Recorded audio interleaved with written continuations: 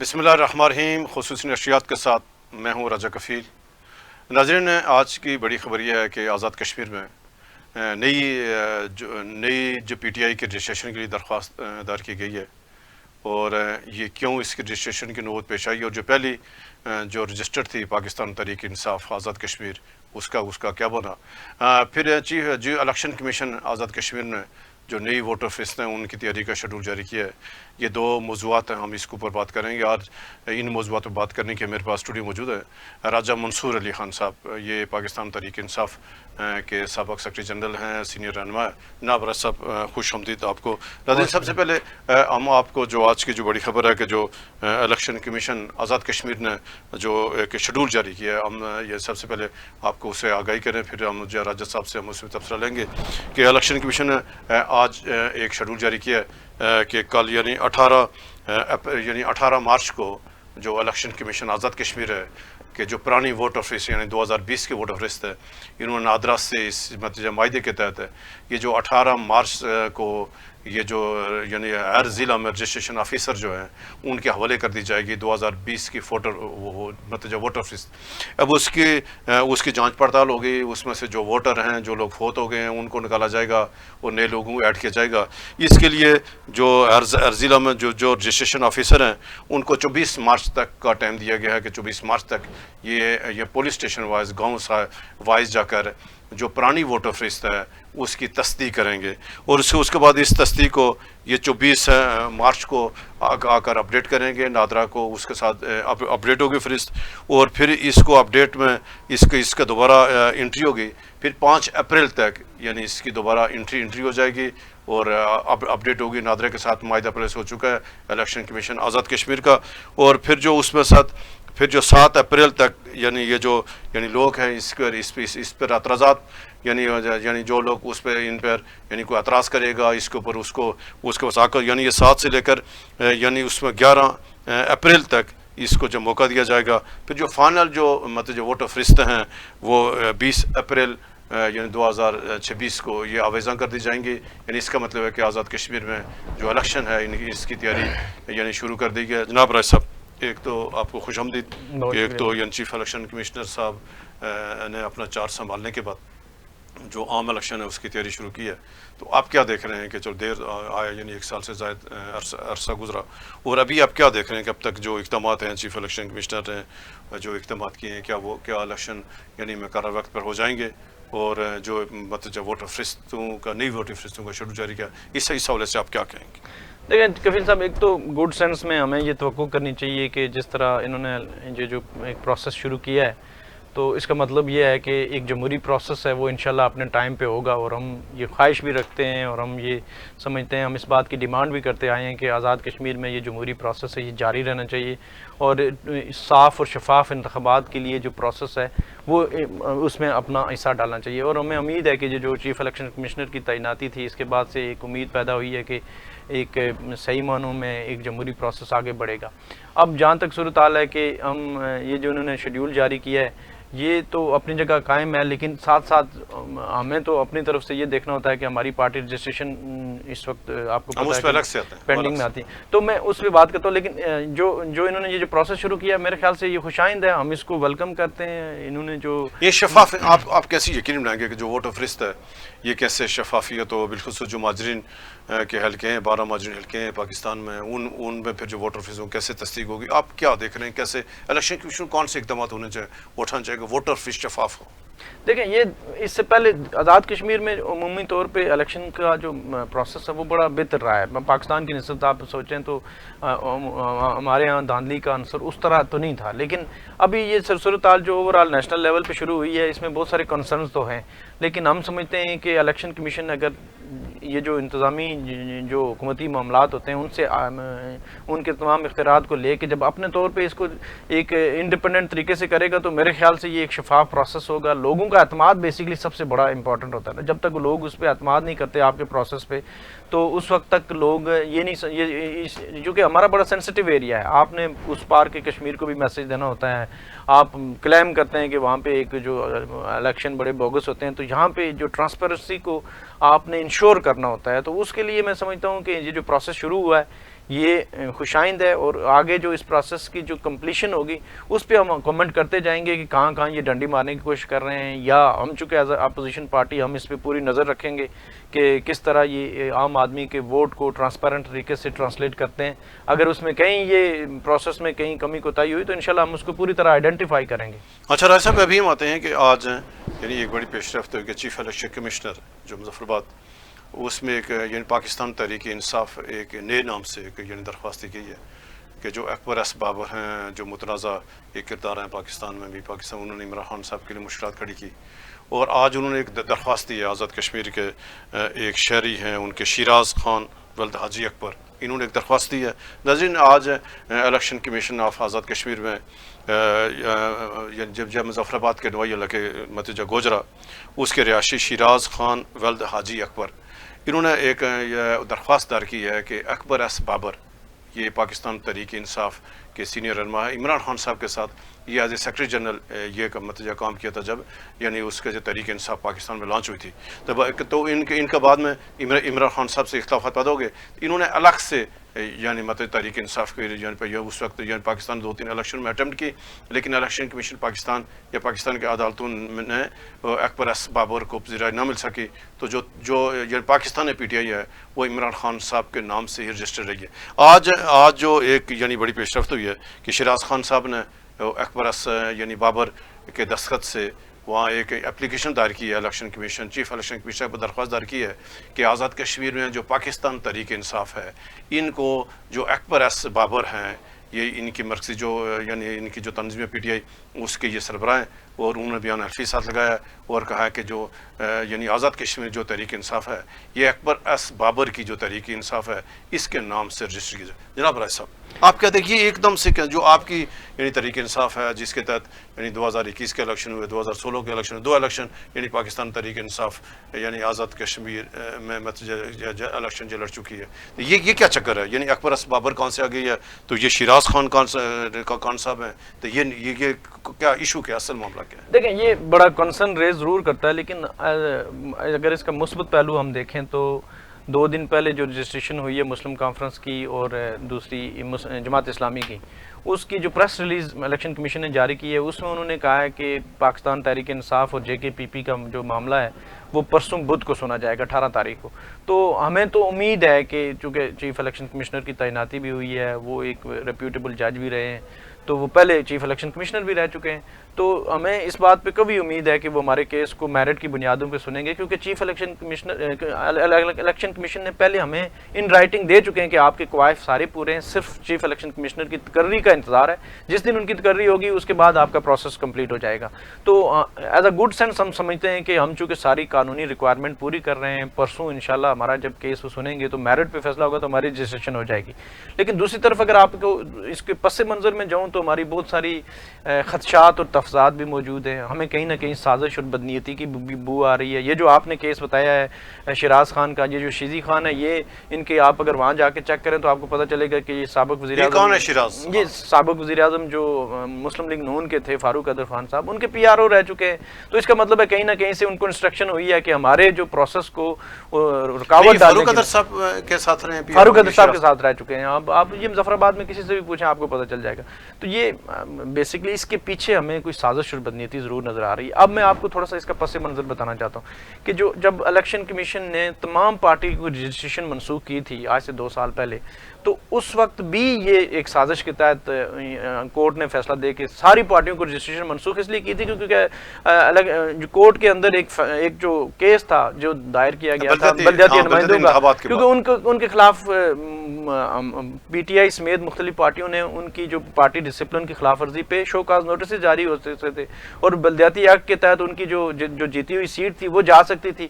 تو اس وجہ سے انہوں نے جب یہ دیکھا کہ جو ہمارے منرف اراکین ہیں اسمبلی کے اندر جو 32 میں سے 26 لوگ چلے گئے، سازش کے تحت ان کے اوپر بھی ایک تلوار لٹک رہی تھی کیونکہ ہم کورٹس میں جا کے ان کی نالی کر سکتے تھے، اور جو بلدیاتی نمائندے جو ان کے ساتھ چلے گئے تھے ان سب کے اوپر بھی تلوار لٹک رہی تھی آئینی اور قانونی طور پہ. تو انہوں نے جلد بازی میں कोर्ट ने एक, मैं समझता हूँ कि आलाकार बनते हुए एस्टेब्लिशमेंट का, और उन्होंने तमाम पार्टियों की रजिस्ट्रेशन मनसूख करके उस फैसले में लिखा कि तमाम के तमाम लोग जो पार्टी के लोग नहीं, अनवरुल्लाह के लोग, अनवरुल्लाह तो ऑब्वियसली कहाँ से आया हमें पता है। अब आपको मैं बताता हूँ कि वो उन सब ने मिलकर ये फैसला किया कि ये सारे के साथ, उन्होंने फैसले में लिखा कि ये इनको आज़ाद उम्मीदवार, आज़ाद डिक्लेयर किया जाता है, इनके ऊपर कोई किसी किस्म की कार्रवाई नहीं हो सकती। तो यानी सिवाय मुस्लिम कॉन्फ्रेंस और जेकेपी। अब आप देखें कि उन सब की रजिस्ट्रेशन वापस हो गई। पाकिस्तान तहरीक इंसाफ के एक इस खिलाफ एक रोड़े अटकाए गए, मुख्तलिफ हथकंडे अपनाए गए। कभी कहा आपका ये कागज़ पूरा नहीं है, कभी हमें कहा कि आप रिक्वायरमेंट पूरी नहीं है, ऑडिट इतराज़ लगा दिया, दूसरा कर दिया। हमने सारी वो रिक्वायरमेंट पूरी की। जब हमने सारी रिक्वायरमेंट पूरी की तो पता चला जी हमें अगला उन्होंने बहाना बना दिया कि अब चूंकि चीफ इलेक्शन कमिश्नर खत्म हो चुके हैं, अब नए चीफ इलेक्शन कमिश्नर आएंगे तो आपका प्रोसेस शुरू होगा। हम इस उम्मीद में थे कि चीफ इलेक्शन कमिश्नर आएंगे तो हमें बताया गया था कि आपके चूंकि रिक्वायर्ड पूरे हैं तो आपकी रजिस्ट्रेशन हो जाएगी। अब जब उन्होंने ये अपनी प्रेस रिलीज में कह दिया कि 18 को आपको सुना जाएगा, कि इन बिटवीन अगर इस तरह की एक साजिश और बदनीयती सामने आ जाती है कि किसी शख्स से अकबर अस बाबर की, आपको मैं बताऊं कि उनकी अपनी रुकनीत जो है पीटीआई ने मतल की हुई है, और ये बात प्रूवन है कोर्ट में, पाकिस्तान के कोर्ट में दी जा चुकी है कि अकबर अस Babar is no more part of PTI. तो वो कैसे अपने किसी नुमाइंदे को वहां रजिस्ट्रेशन के लिए भेज सकता है, ये बात बड़ी समझने वाली है। तो ये सिर्फ और सिर्फ पीटीआई को दीवार के साथ लगाने के लिए एक हरबे आजमाए जा रहे हैं। और मैं समझता हूँ कि ये अगर समझते हैं कि हम इसी तरह 8 फरवरी की तरह यहाँ पे आज़ाद कश्मीर में लोगों को चिमटा, जूता और वो बैंगन और इस तरह के निशानात देंगे तो आज़ाद कश्मीर के लोग वोट नहीं देंगे, मैं पूरी गारंटी के साथ कहता हूँ कि इससे ज़्यादा ताकत के साथ पीटीआई के साथ लोग खड़े होंगे। क्योंकि कश्मीरियों का एक ख़ास उसूल है कि वो मजलूम के साथ खड़े होते हैं, और इन्होंने देखा भी है। और वहाँ पर ये समझते हैं कि अगर फॉर्म 45 की जगह हम फॉर्म 47 देंगे तो वो भी नहीं हो पाएगा। तो इसलिए ये बड़ा सेंसिटिव एरिया है। जिस तरह मैं कहता हूँ कि हम अगर मकबूजा कश्मीर के बारे में कहते हैं तो यहाँ के लिए तो हमें बहुत सोच समझ के बड़ी नेशनल लेवल पे इस बारे में फिक्रमंदी होनी चाहिए कि हम किस तरफ जा रहे हैं। तो हमारी पार्टी रजिस्ट्रेशन बिल्कुल तमाम जो डॉक्यूमेंट्स कानूनी लीगली मामलात हम पूरे कर रहे हैं, उनको सामने रखते हुए हम कहते हैं कि मेरिट पे फैसला सुनाया जाए, बजाय कि ये फलाना अकबर अस बाबर का नुमाइंदा आ गया, कोई शीजी खान आ गया, कोई फारूक कदर का साबिक पीआर हो, उसको आपने दरख्वास्त दे के ये ड्रामे बंद किए जाएँ हमारे साथ। हम समझते हैं कि हम एक बड़ी पार्टी है, हमारा मैंडेट छीना गया पहले, वो मैंडेट वो फिर जिस तरह अनवार हुकूमत बनाई गई थी वो भी लोगों ने देखी हुई है। और आज 4 सालों में आपने 4 वज़ीर-ए-आज़म चेंज करके आज़ाद कश्मीर में एक नया मजाक भी बनाया, और उसके बावजूद भी आपसे निज़ाम आज अभी भी नहीं चल रहा। तो मैं समझता हूँ कि इनको होश के नाखन लेने चाहिए, और पार्टी रजिस्ट्रेशन हमारा हक है, हमें इलेक्शन में उतरने दें, आवाम को फैसला करने दें, एक साफ शफाफ जमहूरी निज़ाम आगे आने दें, उससे लोग मेरे ख्याल से मुल्क आगे बढ़ेगा। उसके बगैर इनके पास कोई चाराकार नहीं है। अच्छा राज साहब, ये बात है कि जो आज़ाद कश्मीर में पाकिस्तान तहरीक इंसाफ है, तो आपकी इलेक्शन की तैयारी है क्या? यानी उसके लिए क्या मतलब जो ना अभी इलेक्शन बिल्कुल जो नज़दीक है, तो क्या तैयारी करी है पाकिस्तान तहरीक इंसाफ की, क्या पॉलिसी है? देखें, पार्टी तो बिल्कुल इंटैक्ट है, और मैं समझता हूँ कि पाकिस्तान तहरीक इंसाफ सिर्फ रजिस्ट्रेशन को हम देख ही नहीं रहे, क्योंकि हमें पता है कि हमें ओवरवेलमिंग सपोर्ट है ग्राउंड पे। और इमरान खान साहब का बयानिया जिस तरह पाकिस्तान में पॉपुलर है, इस तरह आज़ाद कश्मीर में भी आप देखेंगे तो वो किसी गांव के छोटे से एरिया में भी चले जाएं तो वहाँ पे भी आप किसी से पूछेंगे तो वो आपको कहेगा कि इमरान खान हक और सच की लड़ाई लड़ रहा है। तो हमारे पास एक इतना नेशनल किस्म का बयानिया है, ख़ास करके इमरान खान ने जिस तरह इंटरनेशनल सतह पे कश्मीर के मामलात को उठाया, कश्मीरियों की बात की, वो 49 मिनट में से 25 मिनट अक़वाम मुत्तहिदा में उनकी तकरीर उठा के देखें, आज भी कश्मीरी फ़ख्र से कहते हैं। उसके बाद हमारी जितने भी अब लोगों को आहिस्ता आहिस्ता जब ये पीडीएम की गवर्नमेंट पाकिस्तान में आई है तो ये जो महंगाई, ये इंटरनेशनल मामलात, जो पेट्रोल की कीमतें, ये सब देखते हैं तो उनको समझ आई है। अब अगर ये हमें माइनस करके इलेक्शन में जाएंगे तो आप तसव्वुर करेंगे ये पाकिस्तान में भी तकरीबन कोalition गवर्नमेंट में है, ये पीडीएम गवर्नमेंट पहले भी रह चुकी है। आज़ाद कश्मीर में भी नून लीग ने सारे के सारे वोट वज़ीर-ए-आज़म को दिए हैं बनाने में। ये फिर आपस में लोग एक नूरा कुश्ती खेलेंगे लोगों के साथ, लोग बड़े सियाने हो गए। तो हमें जो हमारा जो बयानिया है इमरान खान का बेसिकली बयानिया है, उसको लोग हर तरफ बाई कर रहे हैं, कराची से लेके खैबर तक, और मैं समझता हूँ कि गिलगित बल्तिस्तान से लेके आज़ाद कश्मीर तक हर जगह इमरान खान का बयानिया पॉपुलर है। हमें तैयारी हमारी बिल्कुल मुकम्मल है, हम समझते हैं हम लोगों के साथ मुकम्मल राब्ते में। लोग ये समझते हैं कि इस वक्त जो हक और सच की आवाज़ है वो पीटीआई है, और हम ये नारा लेके इंशाल्लाह इलेक्शन में जाएंगे और लोगों को बताएंगे कि कौन किस सिमत पे खड़ा था। लोग ये फैसला करेंगे कि कौन जो है ना एस्टैब्लिशमेंट का आलाकार बन के आपके मुस्तकबिल के लिए खेलता रहा है, और कौन जो है ना इस वक्त सही सिमत में जमहूरी निज़ाम के लिए, हक और सच के लिए और रूल ऑफ लॉ के लिए लड़ाई लड़ रहा है। वो इमरान खान है और पीटीआई है। लोगों को इस बात में बड़ी क्लैरिटी है। अच्छा राय साहब, अभी मतलब पाकिस्तान पे کہ یعنی آپ لوگوں نے بہت کوشش کی ہے عمران خان صاحب کو رہا کرانے کی، عمران تمام تر کوشش کے باوجود ابھی عمران خان صاحب جیل میں. تو آپ کیا دیکھ رہے ہیں جو پاکستان تحریک انصاف یا جو پاکستان کا سیاسی منظرنامہ ہے، تو یہ جو پی ٹی آئی کی جو ہٹ درم پالیسی ہے اس پہ میں نہ مانوں، کیا آپ ایز اے سیاسی کارکن کیا آپ کو لچک نہیں دکھانا چاہیے کہیں، یعنی آپ چیز کو یعنی جو پاکستان میں سیاسی کشیدگی ہے اس سے جب باہر نکلا جائے پاکستان کو، تاکہ آپ کیا دیکھ رہے ہیں پاکستان کے جو کچھ ہو رہا ہے اس ٹائم؟ دیکھیں لچک تو ہم کتنی دکھائیں، مسئلہ یہ ہے کہ اب آپ کے گھر میں جا کے آپ کے وہ ڈاکہ مارا جاتا ہے اور آپ کا سارا کچھ چھین لیا جاتا ہے، اور اس کے بعد آپ کو کہا جائے لچک دکھائیں. آپ کیسے لچک دکھا سکتے ہیں؟ یہ جو مینڈیٹ جو 17 سیٹ پہ نون لیگ والے آ کے پورا وزیر اعظم لے کے بیٹھ گئے اور ہماری 180 سیٹیں انہوں نے جا کے تو آپ سے بھی کم کر دیں، تو اس کے بعد تو بڑا مشکل ہو جاتا ہے یہ فیصلہ کرنا. لیکن عمران خان صاحب نے ہر دفعہ یہ کہا کہ میرے لیے دروازے کھلے ہیں، لیکن اصل بات یہ ہے کہ وہ جس رول آف لا کی بات کرتے ہیں کہ میری بنیادی شرط جو ہوگی کہ صاف شفاف نظام اور جس میں قانون کی حکمرانی ہوگی، تو اس کے لیے تو طاقتور لوگ ڈرتے ہیں، وہ اپنے آپ کو نیچے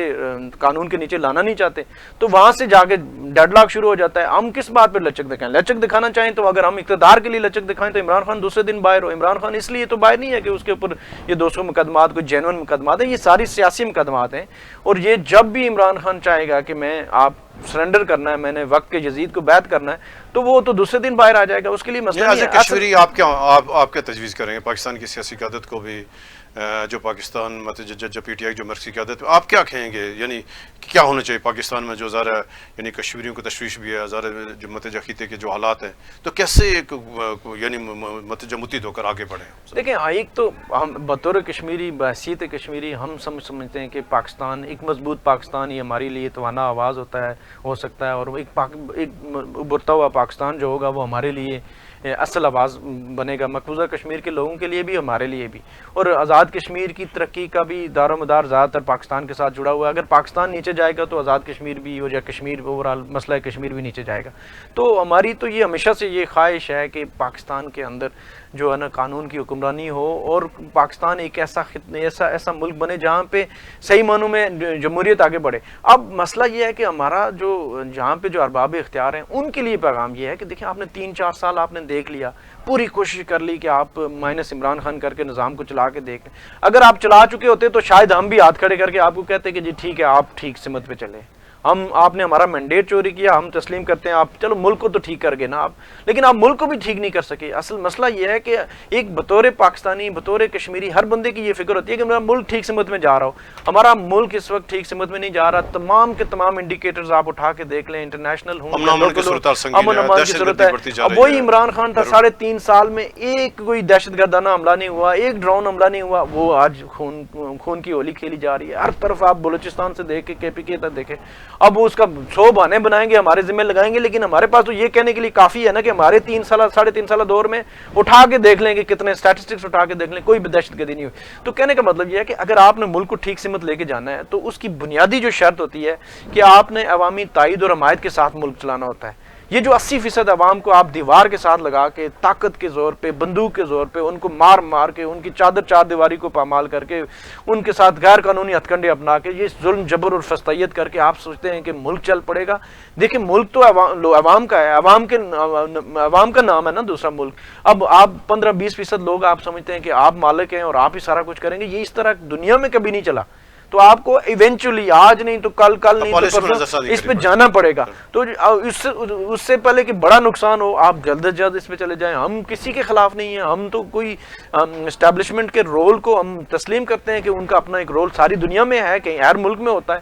لیکن یہ جو ہوتا ہے طریقہ کار کہ ہم اس ظلم جبر کے خلاف آواز اٹھانا بند نہیں کر سکتے، کیونکہ یہ ہمارا اسلامی، مذہبی، معاشرتی یہ ہمارا حق ہے اور فریضہ بھی ہے کہ ہم اٹھاتے رہیں. ہم اپنے سامنے کیسے دیکھیں گے ایک قوم کا سب سے بڑا لیڈر ہے جس کو آپ نے جیل میں ڈالا ہوا ہے 200 جعلی مقدمات کے ساتھ، ابھی 4 مہینے سے آئسولیشن میں رکھا ہوا ہے، اس کی آنکھ کا مسئلہ ہے، آپ اسے بنیادی سہولیات نہیں دے رہے. ایک بنیادی ہم کہتے ہیں کہ ایک ڈاکٹر کو ملا دو، اس کے ڈاکٹر کو ملا دو، وہ نہیں ملا رہے. ایک خون ٹیسٹ کروا دو، وہ نہیں کروا رہے. آپ جعلی رپورٹیں دے کے ہمیں مطمئن کرنے کی کوشش کرتے ہیں. تو عوام کیسے مانے گی؟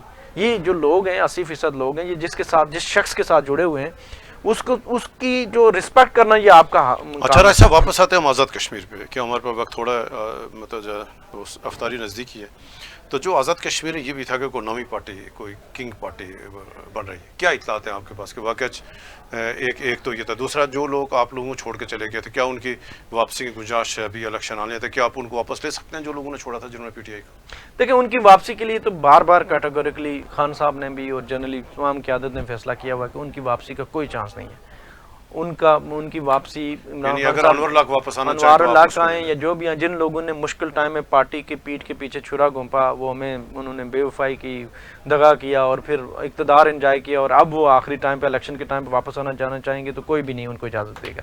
دوسری بات یہ کہ یہ جو کنگز پارٹی اور دوسرے تجربات آپ نے دیکھے، جیسے میں نے پہلے کہا کہ یہ تجربات آپ نے پچھلے 4 سال میں جو کر کے دیکھ لیے، اور جو انتشار ہوا، جو افراتفری ہوئی، جس طرح ایکشن کمیٹی کا عروج آیا، یہ سارا اسی وجہ سے ہوا کہ آپ جینون جو رائے کو اس کی رسپیکٹ کر نہیں رہے، اور آپ اپنے گھر بند کمروں میں بیٹھ کے فیصلے کرتے ہیں کہ یہ کر لیتے ہیں، وہ کر لیتے ہیں، یہ 12 کا گروپ ادھر کر لیں. ان گروپوں کی اب کوئی اہمیت نہیں رہی.